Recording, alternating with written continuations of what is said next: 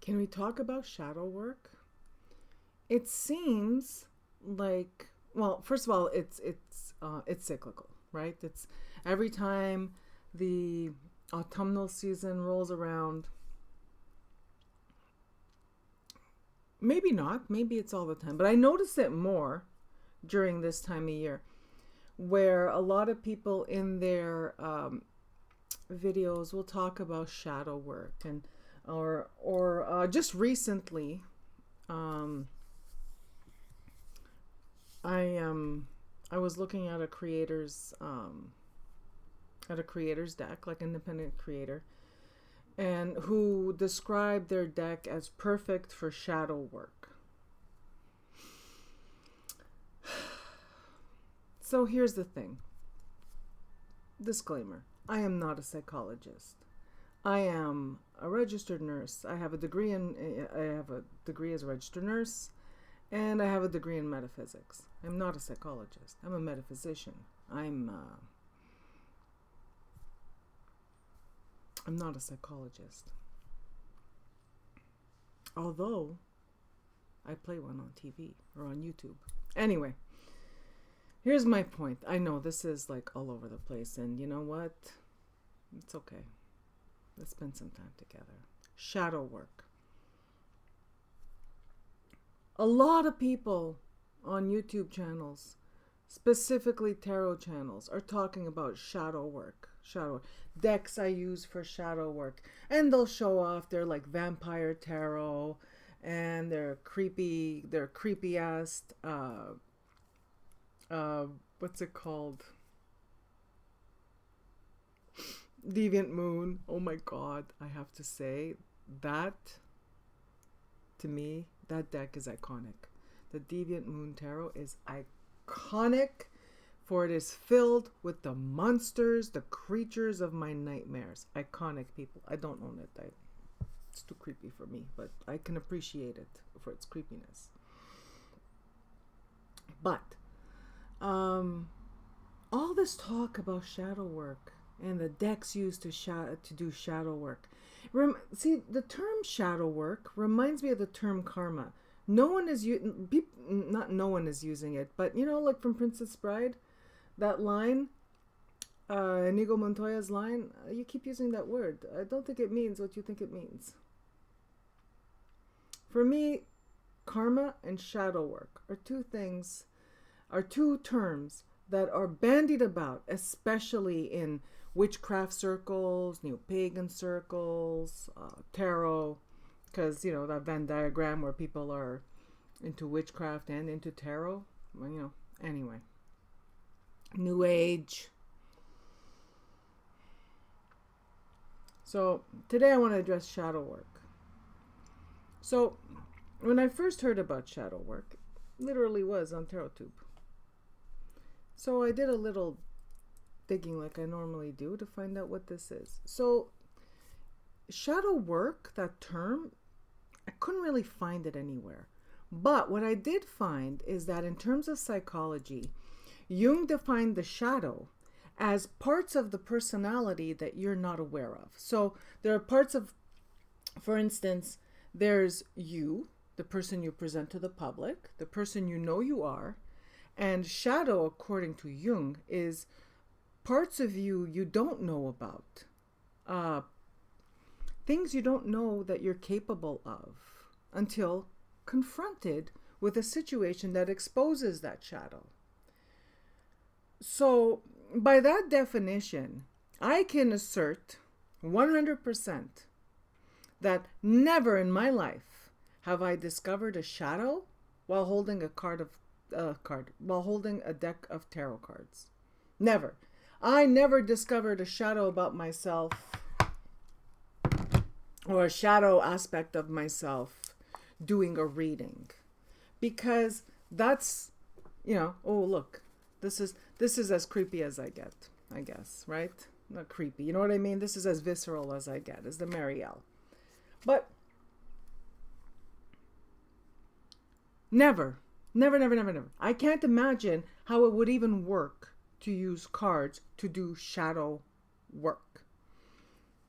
Now, my understanding of shadow work is that once you discover this shadow of your and this shadow can be positive as well as negative, or something that and even positive and negative. I don't like those terms, but this shadow could be beneficial, or something beneficial, or it could be detrimental. I'll use that language, a little more neutral, because positive and negative for me still stinks of new age, and I don't want to use that. So never have I ever discovered a shadow aspect of myself while doing a reading. Nor have I ever picked up my tarot cards to then work through this moment of discovering this shadow. So I did a little more digging, and please bear with me, people. I am not a psychologist, but at least I don't pretend to be one. That the information that I found was, once you discover this shadow, it's no longer a shadow because now you're aware of it. And I think the whole exercise, shadow work, which I don't think that's the right term. I think it's not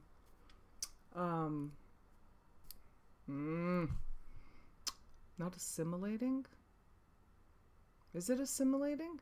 But the term is that once you've discovered this facet of yourself, that the work there is to then bring it into the fold. In other words, it becomes part of the other, it joins the family of facets of yourself. So this is how me, a layperson, not a psychologist, understands shadow according to Jung, and the what the work is. How you discover a shadow is something you don't know is a part of you. You don't know this aspect of yourself at all until you're faced with a crisis or a strange or something happening. To me, it's like I've discovered shadows in the supermarket. Not in a fucking deck of cards. Oh my God, excuse my language. But not in a deck of cards. The creepy cards are not where you find, like, what are you looking for with the shadow work, people? What are you looking for? I don't understand. So, like, I'm not trying to be a pain in the ass. What I'm trying to understand is that when people in their tarot videos are talking about shadow work, everyone bandies this term about, but nobody explains what it is exactly they're doing. So I thought I'd come on and say, hey, you know what? I did a little digging, and this is what I found out about the shadow and according to Jung. All right. So let me give you an example of my real life. And I think according to Jung, it's also like you just these aspects of yourself that you discover that are shadow, that you didn't know about, are also tie into archetypes, I think, because the two stories I have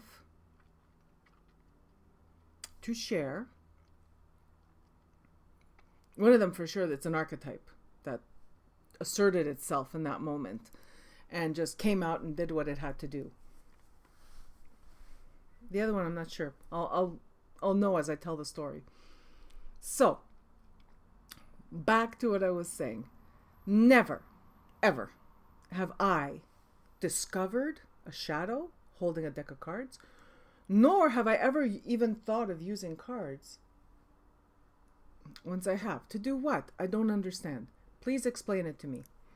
And this is basically what I'm putting out there, is that I need to understand, because then you're not talking about shadow work. You're talking about something else. And that, I need the info. I need to know what you guys are doing, because I really don't understand all the creepy decks and all this talk about using this for shadow work. And it's like, are you using these decks to communicate with darker entities? Are you using these creepier decks to tap into you know what I mean? Tap into a darker energy, a denser energy, and like a shadow energy versus a light energy, which for me, it's all open to whatever. For me, there is no dark and light. There's everything. So anyway, back to my stories. I was 11 years old, and I was playing. I must have been 11, 10. I don't know. I was school aged, right? Primary school, but I was a little. And I was playing I was playing in my neighborhood, and I saw this little kid. He must have been 2. He just ran out into the street, and without even thinking, I ran out after him, scooped him. I actually stuck my hand out and stopped the car, or the car stopped, or whatever. But the car would have smushed him. But even without thinking, I ran out there and saved the kid. Now, I can tell you one thing. I don't know what part of my personality, I did not know that part of my personality. I did not, that was a shadow, but that was a benefit. That was what I call beneficial, right? There is it's like this hero asserted itself that I didn't even know lived inside of me. And I have different facets of the same shadow that have shown up in my life on different occasions, where I have faced my own personal fears fearlessly to save someone else. So that's where I'm walking home or I'm driving home whenever these kind of things happen to me. And, I'm going, who was that? And that's what shadow is. When you find yourself reacting to something, or you find yourself triggered by something, and you go, whoa, who was that? That's a shadow that just became exposed. So now it's no longer a shadow because now it's exposed. So that's my understanding of shadow. There's also another story I could give you, is that I know someone who was very judgmental.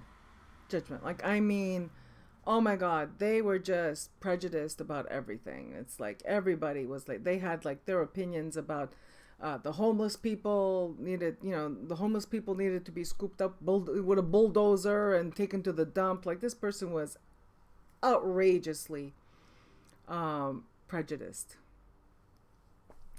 And this person was on their way home one day, and they came across a scene where it was a homeless man, and this homeless man got hit by a car, and hit and run. That driver of that car just left that homeless man to die. And this person who was very vocal about his ideas about the world and what we should do with all these people. It's he was just a hair away from saying we should put them in camps. Okay, this guy had really strong opinions that were very, very. He thought of himself as this kind of person. He was proud to be this person. He witnesses this scene. He suddenly found himself helping the guy who got hit by the car. And he described it as he was just swept up in this moment. And I quote, I have no fucking idea who I was in that moment. Because he stopped, he helped the homeless guy. He did CPR on the homeless guy while he waited for the ambulance to show up. Then he got in his car because he has one of those memories, photographic memories or whatever you want to call them, where he remembered what the plate number was. He freaking hopped in his car, went to the nearest police station, told them what the license plate number was, and before they could even finish there, he was out there chasing this guy down. That guy, for years, would tell the story and say, I have no freaking idea who did that. It wasn't me. Because me, I would just have, one less homeless guy. Gone.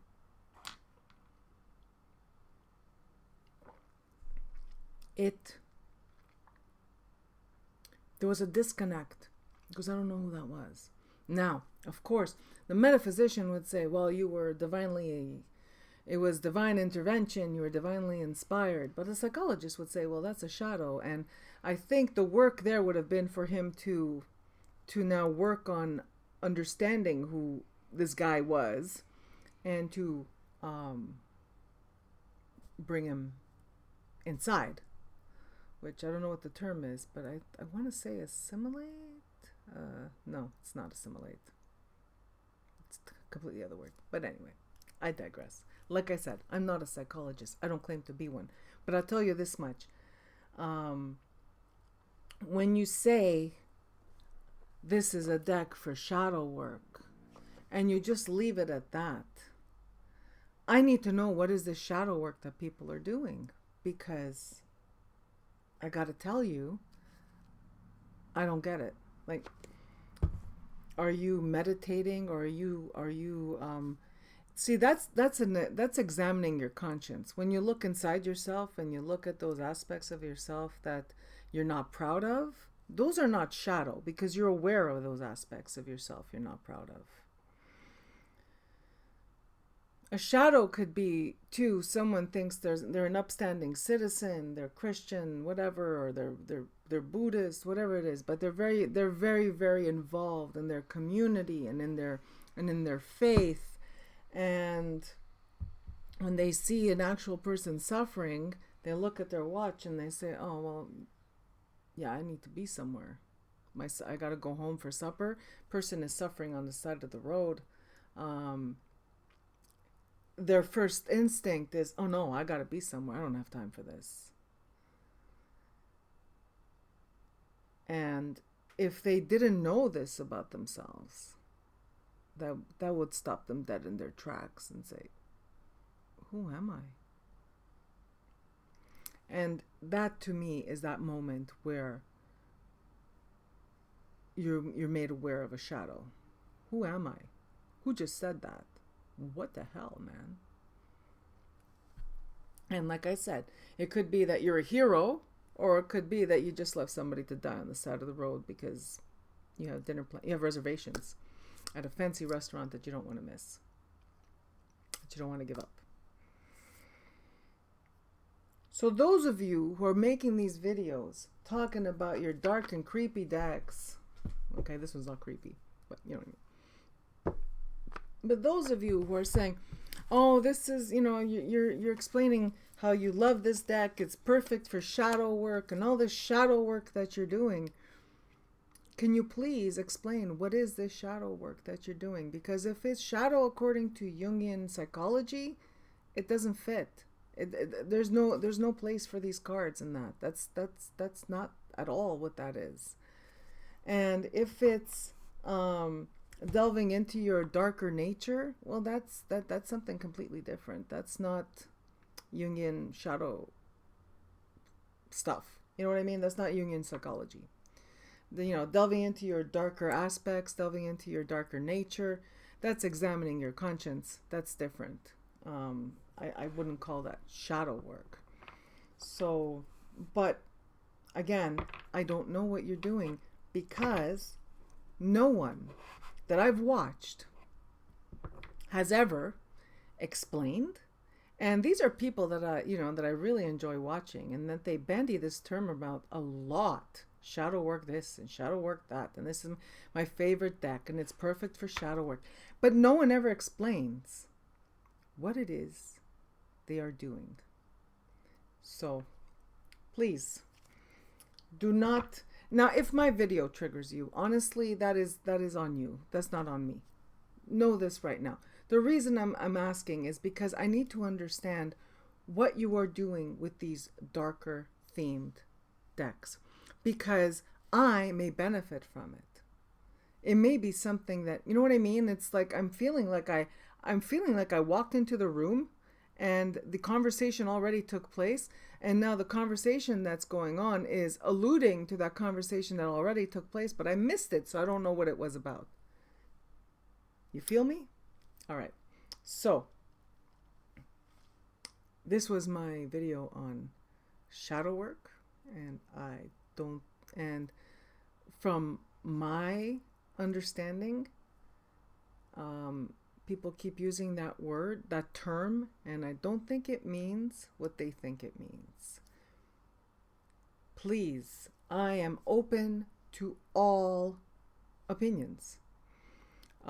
Again, like, I don't mean to trigger anybody with this video. I really want the info. But also, if you're triggered, that's on you. That's not really my intention, and I don't even know what to say. All right. If you're out there and you're doing this shadow work and you can describe it to me, I would love it if you could, if you've posted a video that I missed,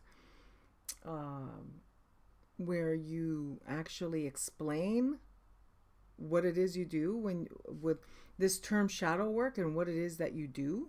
Why is it a dark and creepy deck? Why are you even, like, what are you doing with tarot when it comes to this shadow work? I don't understand, because like I said, whenever I've learned about a shadow self or a shadow, when it comes to myself, I've never been anywhere near a deck of cards. It's always been in real life scenarios. Making ethical decisions is when I learn of my shadows. I meet my shadows in moments of high stress and having to make ethical decisions. Sometimes it's even at the supermarket. So, all right. I think I went on long enough about this, and I hope that that you take it the way I meant it, and that you feel welcome to post comments in the comment section below. If you've posted any videos, please post the link to that video, or let me know privately that you have this video, and I'll come over and watch it. Let's talk about shadow work. All right, people, take care and talk to you soon. Bye-bye.